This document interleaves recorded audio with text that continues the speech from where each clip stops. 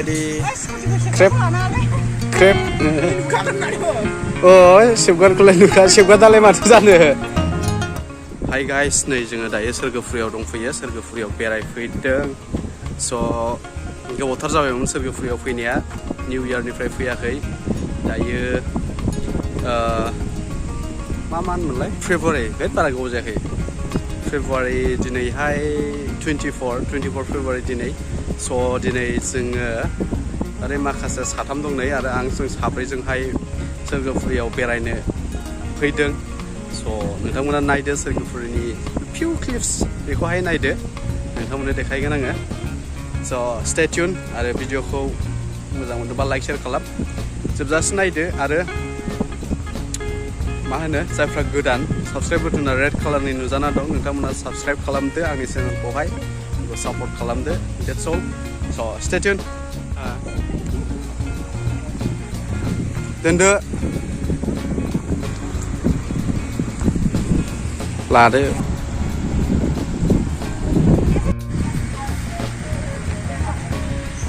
ready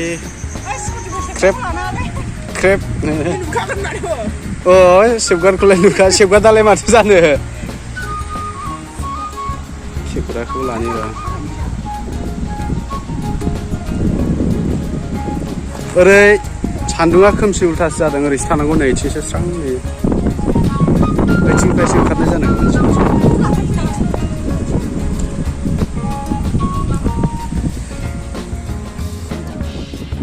Day ready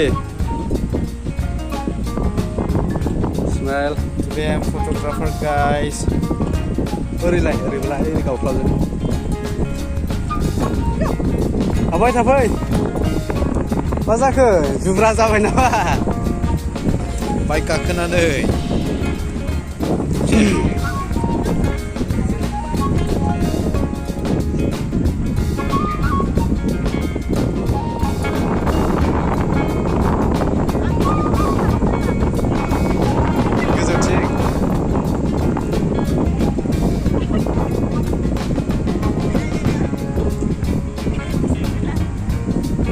Today I am photographer guys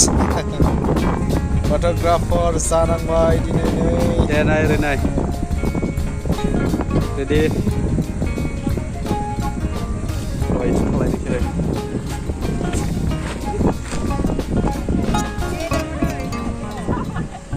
ha बिदिनो दे नोंहा हारसिं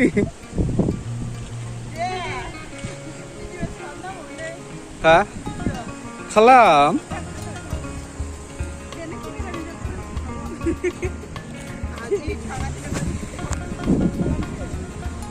YouTubeनि vlogging video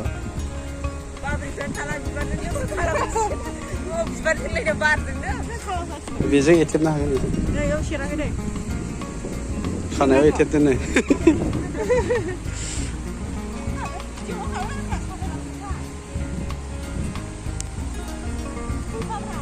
थांफादोब्रा उन केमेरामेना जाथारालै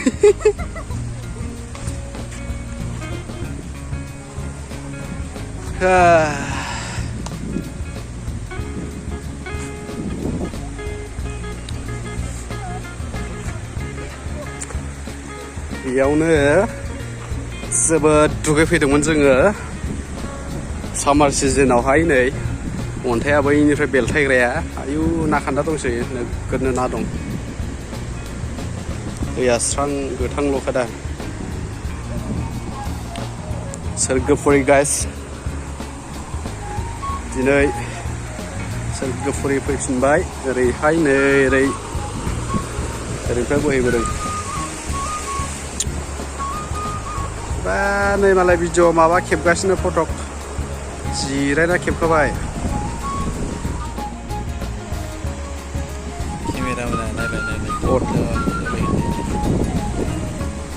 केमेरामेना मोजांथार गेद्दादा जालायखादों नै हाखौ जालायखायो आरोना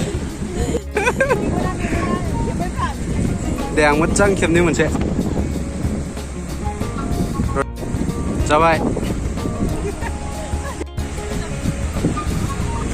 नै मालाय फट' खेबगासिनो दं बेस्रा आंखौ लाफालायाखै गावसोरल' आंखौ लाफाया दे आंखौ लाफाबावा दा आं सिरि थाबावो गावसोरल'खा गावसोरल' लागासिनो आंखौ लाफालायबावाखै नोगोद लाखादों सानैजोंल' आंखौ लाफाबावा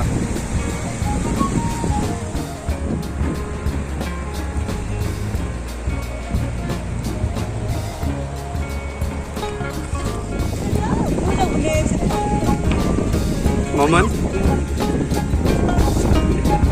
मबाइला फिसा जाबावबाय दा स' गाइस जोङो दायो गिदिंफिननोसै थांफिननोसै जोङो हागोन ना हाया हायोलै हायो फै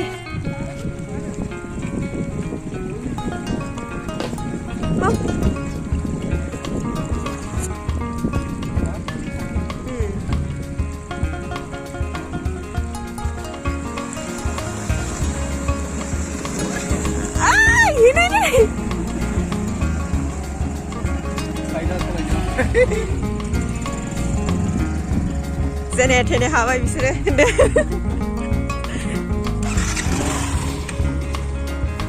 गाइस भिडिअखौ जोबजासिम नायनायनि थाखाय थेंक इउ स' माच जोङो दिनै फैफिनबाय गिदिंफिनबाय जोङो सोरगोपुरनिफ्रायहाय स' stay tune guys thank you स' माच लाभ इउ अल बाय बाय